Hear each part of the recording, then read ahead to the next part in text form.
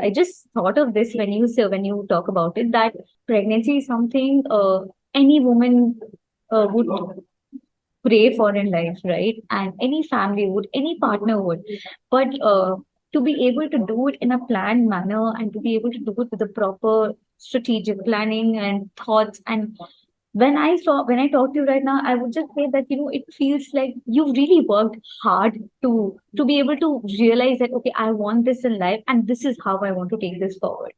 I hope I'm making sense of the fact that I mean, not everybody follows the pattern in this way, but when I speak to, it feels like, okay, there's something to learn. And I am, as an individual, a married woman, learning at the moment that when I plan something like that for my future, for a baby, I think this is how hard I would want to work on, and this is how I would want to plan things for myself, for my partner, for my family, and as a mother and a family together.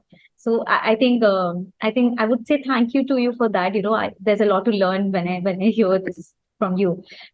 So tell us about your health goals you've been following since pregnancy. You've been No, talking about. one thing I want to add is that, people should realize that they need to have children for the right reason, Yeah, not because of the pressure that, exactly, your family gives you. You should, not to keep your marriage alive, not to keep, not for society and just because they yeah, had it. You should have children because you want to have children and you exactly. love to have children.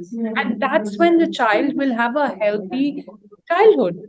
So I think that, when that intention is clear, then automatically everything falls in place.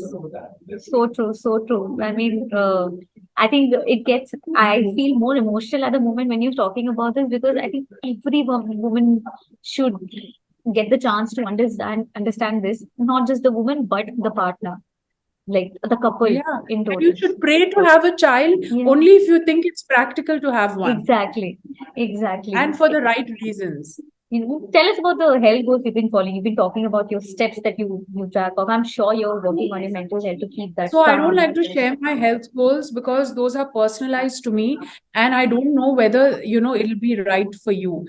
But one thing that I do have is I do have a fantastic nutritionist on board. I have a routine with respect to the music and the calm things that I listen to. I have reduced, the violence and action that I'm watching on TV. And so these are the basic things that I'm doing to keep a much more calm atmosphere. And obviously, I'm trying to be as active as possible, which is good for the baby as well as for me. Okay, all right. And of course, doing my checkups and going regularly to the doctor and the doctor's visits, tracking my whole chart. I think, that is also a huge aspect in this, and taking all the vitamin supplements that are needed. That's another key thing to do.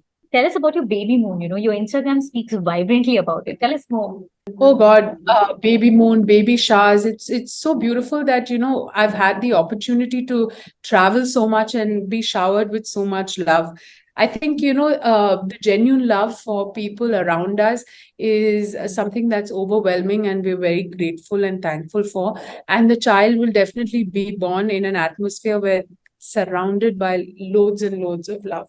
So that's very, very heartful to know. So that's what it's all about. It were beautiful gestures by his side of the family and my side of the family and our friends coming together. So I think, it made this whole journey much more beautiful, I feel. Subscribe to Midday India. Get direct notifications on all our videos by clicking on the bell icon.